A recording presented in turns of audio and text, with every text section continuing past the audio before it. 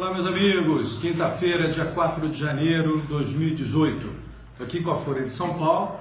Outros temas importantes trabalhados pelo jornal. Primeiro, destaco 2 artigos fazendo contraponto ao artigo de Ricardo Hausmann, economista venezuelano, que pregou uma intervenção militar na Venezuela feita através da comunidade internacional reunida para tal fim.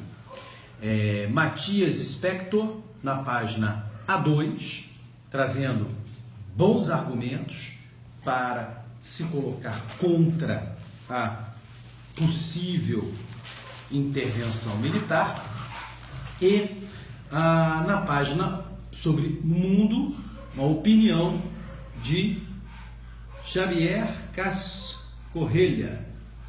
Ele é diretor do jornal Tal Qual, que faz oposição ao governo Nicolau Maduro e é contra a intervenção militar estrangeira na Venezuela, alegando que é uma proposta desesperada.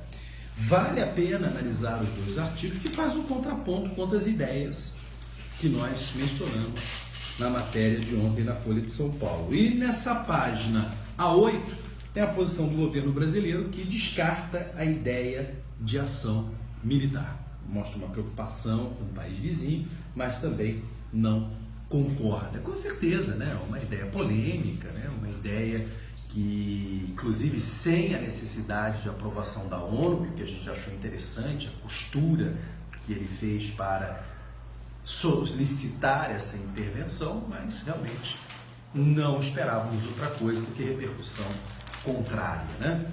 Ainda no primeiro caderno da Folha, eu aconselho a leitura do Jânio de Freitas, na página A7, falando sobre criminosos em relação aos gestores públicos na gestão dos presídios. Tema recorrente, que todos sabemos que realmente são tratados de uma forma extremamente precária, ferindo a dignidade da pessoa humana, crimes contra a humanidade e assim por diante. Ok? Está muito bem escrito, como sempre, né? É um cara que sabe se expressar de uma forma muito interessante, vale a leitura. E por fim, no caderno cotidiano, Tribunal de Contas de São Paulo acumula mordomia e supersalários. TCM, do município de São Paulo, tem quadro político como base e é o único do país que não conta com conselheiros técnicos. Eu nem sabia disso. Aqui no Rio de Janeiro, tanto o TCE quanto o TCM do município do Rio de Janeiro, são 7 conselheiros, tem sempre 2 técnicos, um auditor, outro integrante do Ministério Público. Lá em São Paulo são 5 apenas conselheiros e todos políticos, todos agentes políticos. E fala-se dos vencimentos, fala-se de auxílio moradia para aqueles que têm casa própria no município de São Paulo, 2 recebem, alguns abriram mão. Tem aqui um conselheiro, Maurício Faria, que justifica receber auxílio moradia, mesmo tendo casa própria, dizendo que os não corruptos precisam dele para viver dignamente. Então, que se não fosse o auxílio moradia, ele seria corrupto. Brincadeira, né? Que argumento. Eu gostaria que ele conversasse com um cidadão brasileiro decente, que ganha salário mínimo, e mesmo assim é decente. Salário mínimo federal é que é indecente, né? Não passa de R$1.000. O auxílio moradia, que ele está dizendo que é fundamental para ele não ser corrupto, é de R$4.377. Essa é uma brincadeira, né?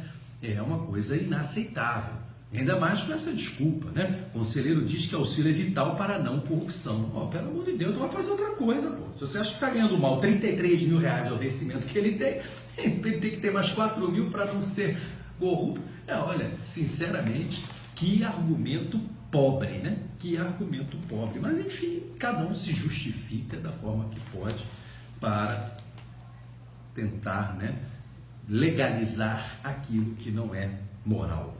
Ok? Então, vale a pena a leitura. Nós tivemos uma ação, não sabia disso, pedido que o TCM de São Paulo chegasse a 7 conselheiros, como os demais tribunais de contas estaduais e municipais, e 2 representantes de auditores e do Ministério Público, né, que também Em âmbito municipal não tem, né?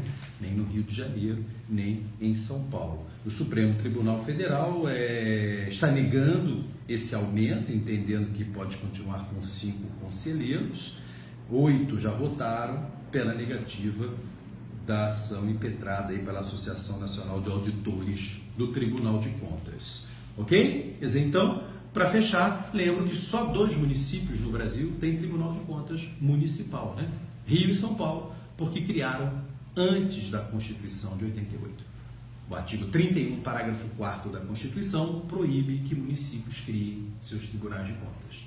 Logo, a regra, quem controla as contas dos municípios brasileiros são os tribunais de contas estaduais, sendo que Goiás, Bahia, Ceará e Pará têm 2 tribunais de contas, um para as contas do Estado e outro para as contas de seus municípios. Mas percebam, a grande maioria, um tribunal de contas estadual, fazendo o controle das contas tanto do Estado quanto de seus municípios. Ok? A Folha de São Paulo hoje está recheada de matéria interessante. Vá na leitura. Até amanhã.